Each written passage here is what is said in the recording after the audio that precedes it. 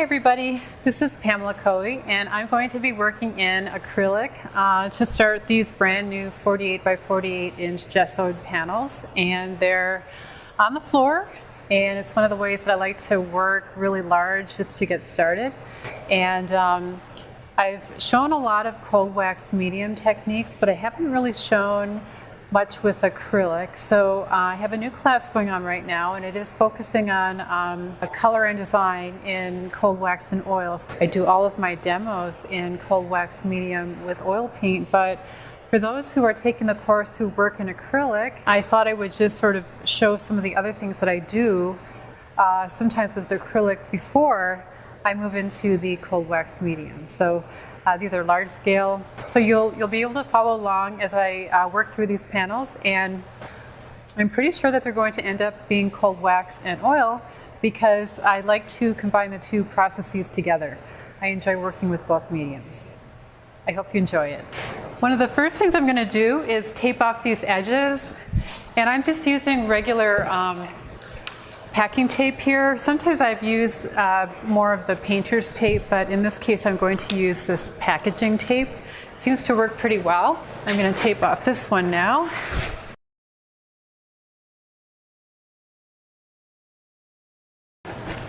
And also this painting over here is done with cold wax medium and some oil paint, and it's very drippy, so I can work in the same way with acrylic paint to have it be sort of, you know, equally drippy. So that's the cool thing about working with cold wax medium on one painting, but then you can work on acrylic on another painting, can get really similar effects. And that's not really that hard to do. It's just a matter of learning a few different techniques and what to add to your cold wax medium and oils.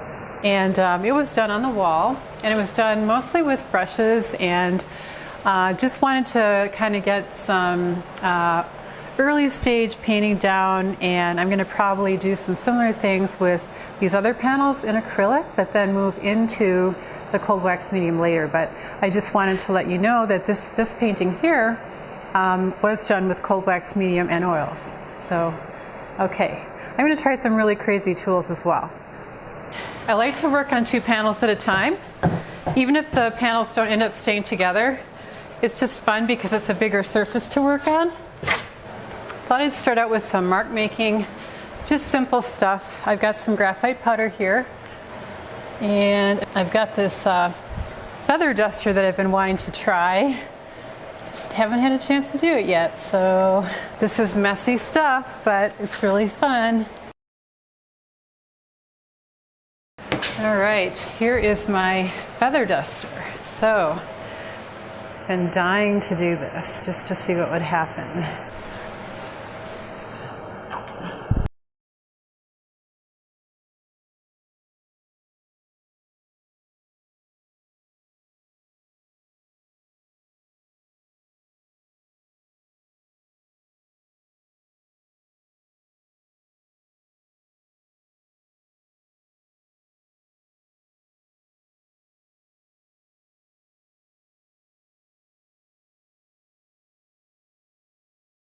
Part of it is just sort of like getting the feel for like the amount of area that I'm going to be covering here on this painting, and it's a lot of area, so I think it's just becoming familiarized with that.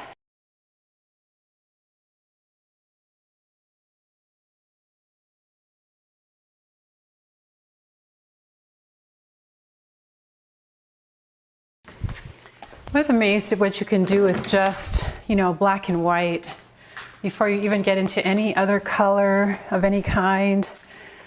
And I've got erasers here. I've got, you know, all of my mark making tools here that I usually start with no matter what kind of painting I'm doing. Whoops. So I've got, you know, these square art graph, and I've got thick pencils, thin pencils. So I'm just going to continue to make some marks on here. Here's just a little bit of water in this container for these mark making tools that are water soluble.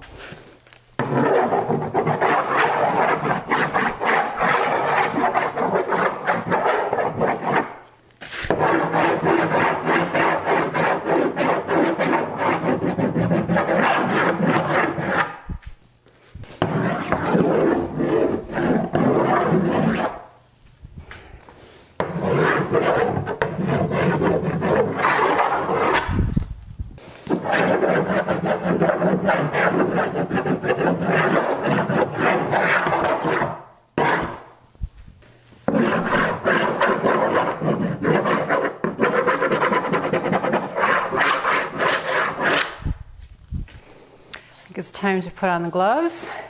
I'm going to add just a bit of airbrush medium to this. You can see that or not. Makes it just a little bit thinner. You can see that. It's better to add that than water because water is going to make that polymer weaker. Okay, and I've got this really long tool. I don't know if you can see it or not, but this is kind of fun.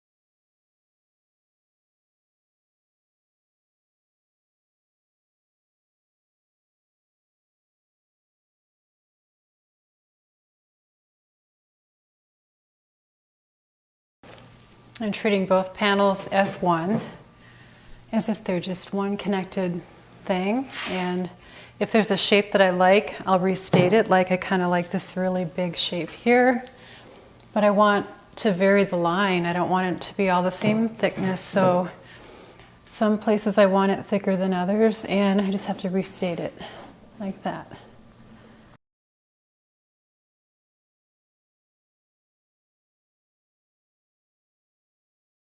It's really fun to have tools like this that take away control because there's absolutely no expectation. There's nothing that I could do and to plan what I'm doing right now. It's just all play, mark making, how can I vary the mark.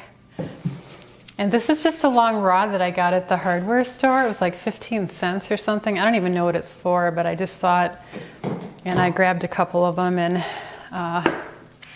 I'm sure you can find these too. This is clearly not intentional. The time for intentional marks comes later. So when I'm doing this, I don't have to think about that. I can just, have fun.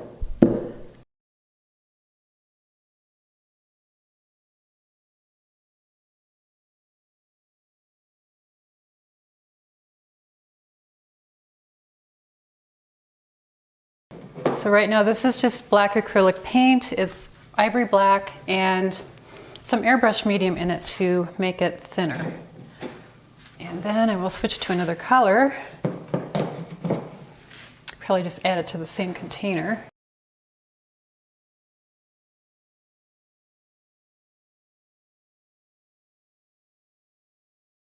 And then I want to, while this black paint is still wet, I want to I'm going to switch around here, lay this down.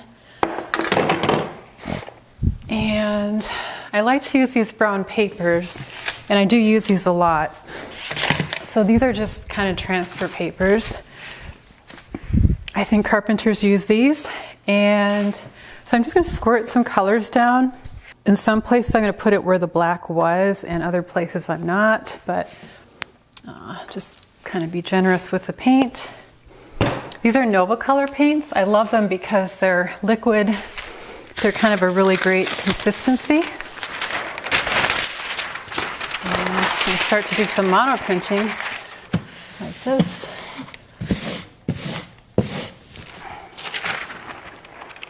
Let's get some activated surface here, not knowing what to expect and not worrying too much about it at all. So it's picking up some black, and then, because the black is still wet, and then transferring it.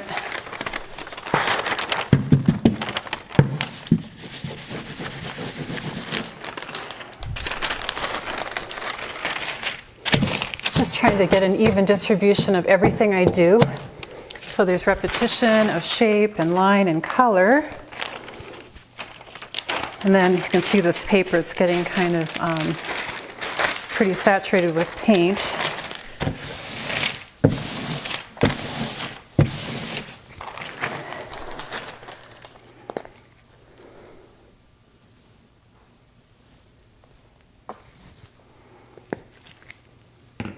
So I didn't have a roller, and I just wrapped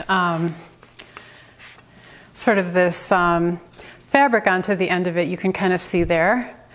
So instead of having the normal nap on there, I'm going to use this. See what happens.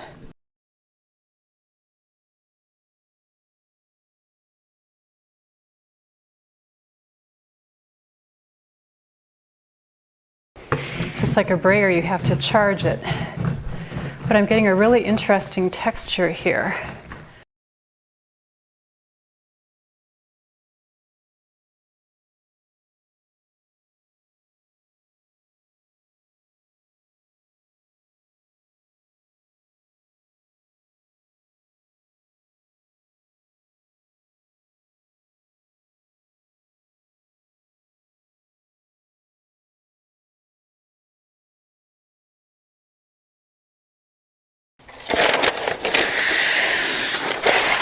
Just freezer paper, but I like it because I'm going to use the shiny side. I'm going to put it on this wet paint because it's not going to soak up the paint.